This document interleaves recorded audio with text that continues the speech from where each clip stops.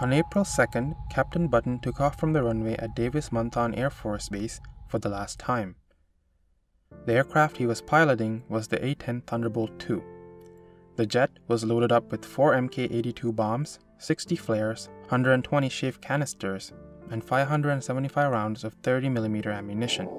He wasn't alone, however, as 2 other pilots took off with him for a training mission. When Button was near Gila Bend, he refueled his plane in flight. Up until this point, the 3 pilots were in formation, keeping together. Suddenly, Captain Button unexpectedly broke off formation. Many people saw the jet at numerous locations until it went missing, and a massive search took place for the missing captain and the bombs attached to the jet. These locations were first reported by people who saw the jet at various locations and were later corroborated by radar evidence. It was also determined that Captain Button was trying to maneuver his jet around bad weather. This meant the aircraft was being manually controlled. Near the last known location of the jet, it was seen that it was zigzagging until the end of its flight. It has now been 4 days since the jet has been missing.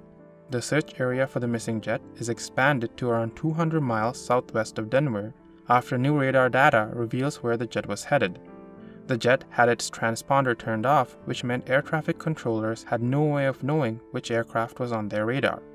This was relatively normal in a training mission with 2 other pilots since they fly in formation. Some people started to speculate whether Captain Button stole the jet.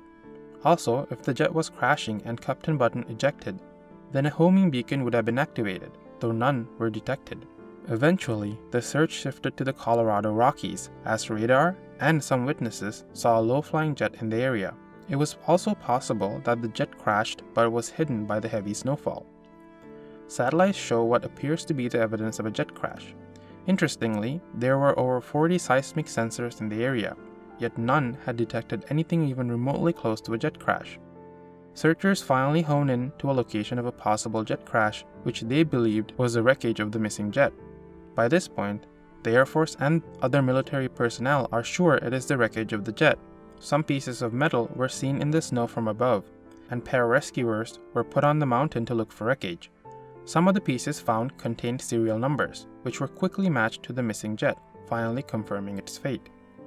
At this point, though the aircraft was positively identified, human remains were not found. It was still speculated that maybe the captain ejected from the jet.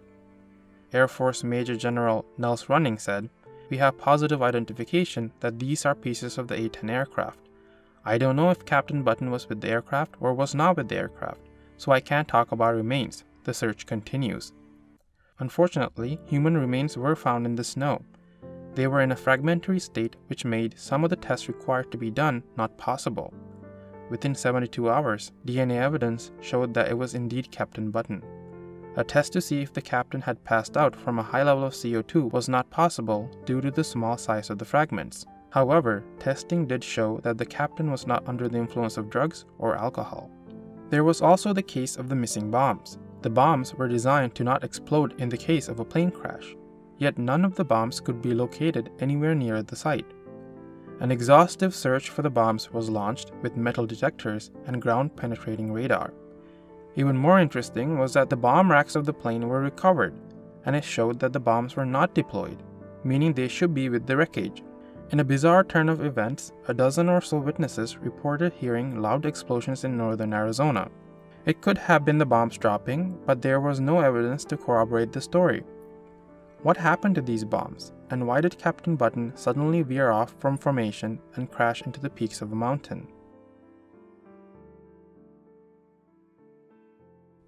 Thanks so much for watching. Let us know what you think.